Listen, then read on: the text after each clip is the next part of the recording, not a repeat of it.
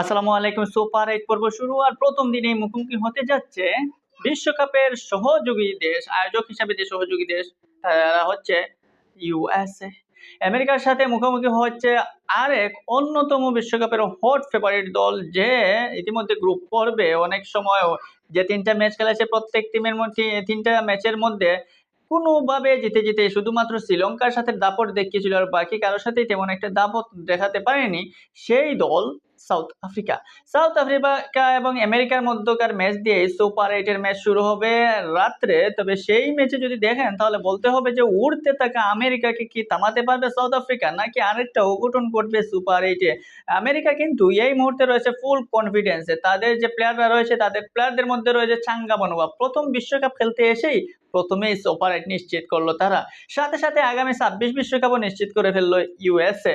সেই ইউএস এর সামনে কিছুটা হলেও বরকে যেতে পারে সাউথ আফ্রিকা, যেহেতু তাদের নামের পিছনে চোকার্স লেখা আছে।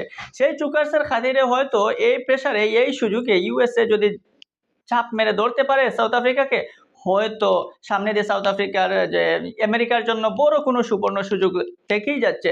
তবে সাউথ আফ্রিকা এবং আমেরিকার ম্যাচের মধ্যে মূল নজরটা থাকবে কিন্তু দুই দলের ব্যাটসম্যানদের প্রতি, কারণ আমরা দেখেছি যে ওয়েস্ট ইন্ডিজ এবং আফগানিস্তানের ম্যাচের মাধ্যমে কিছুটা হলেও ফ্রেন্ডলি ব্যাটিং ফ্রেন্ডলি উইকেটে করার চেষ্টা করছে আইসিসি। আর সেটা যদি বহাল থাকে আগামী সুপার 8 এর ফার্স্ট ম্যাচেই সাউথ আফ্রিকা এবং এই ইউএস এর ম্যাচে, তাহলে কিন্তু সেখানে রান বন্যা হতে পারে। আর সেই রান বন্যার শুরুটা করতে পারে আফ্রিকান ব্যাটসম্যানরা। আফ্রিকান ব্যাটসম্যানরা রয়েছে দুর্দান্ত ফর্মে, যদিও গ্রুপ পর্বে তারা তেমন একটা নিজেদেরকে মেলে ধরতে পারেনি শুধুমাত্র ডেভিড মিলার ছাড়া।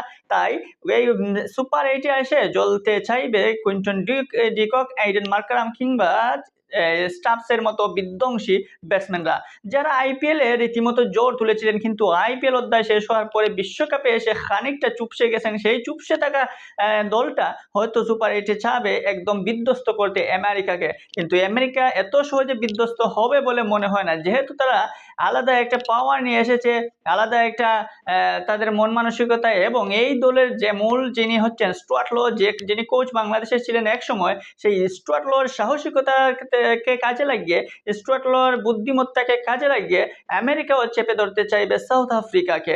সাউথ আফ্রিকার শুধুমাত্র ব্যাটিং লাইন যে এত স্ট্রং সেটা নয়, তাদের বোলিং লাইনেও আপনি দেখবেন নরকিয়া রাবাদা রয়েছেন। তাছাড়া নতুন বার্ডম্যান তো সুন্দরভাবেই বোলিং করে যাচ্ছেন এই গ্রুপের স্টেজে।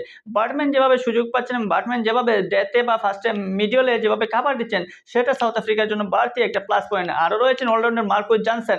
মার্কুস জনসনের বোলিং বা ব্যাটিং তো আপনারা জানেন, লোয়ার অর্ডারে কিন্তু তিনি জোর তুলতে পারেন। কিন্তু ওয়েস্ট ইন্ডিজের মাটিতে যেহেতু সুপার 8, এখানে পেস বোলারদের চেয়ে হয়তো স্পিনাররা একটু সুবিধা পাবে।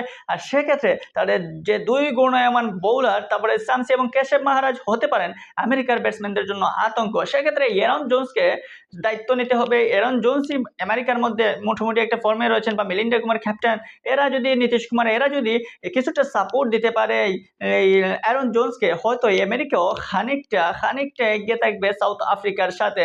এবং যদি কৌরি অ্যান্ডারসন তার নিউজিল্যান্ডের সাথে খেলার আন্তর্জাতিক অভিজ্ঞতা, বা বর্তমানেও করি অ্যান্ডারসন তেমন একটা খারাপ ফর্মে নাই, সেই ফর্মটা যদি ধরে রাখতে পারেন, হয়তো সাউথ আফ্রিকাও চমক দিতে পারে, আমেরিকাও চমক দিতে পারে সাউথ আফ্রিকাকে।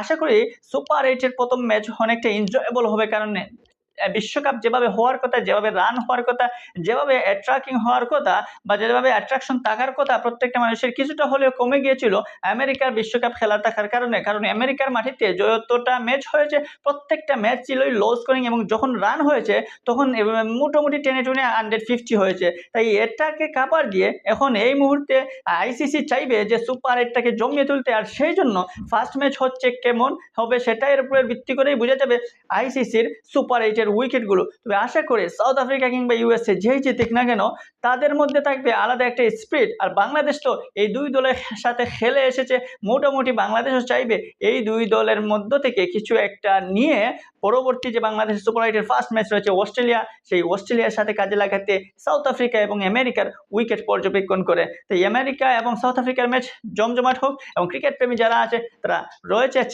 যে এই ম্যাচটা না হয় অন্যান্য বিশ্বকাপের মতো যেভাবে এনজয়েবল হয়ে, যেভাবে রান বন্যা অতিরিক্ত হোক না, কিন্তু 170 বা 180 বা 200 এরকম রানের স্কোর হলে হয়তো সেই খেলাটা দেখতেও ভালো লাগে, এবং সেখানে বোলার বা ব্যাটসম্যানদের চ্যালেঞ্জও বেশি থাকে। আর সেটাই চায় ক্রিকেট প্রেমী মানুষ।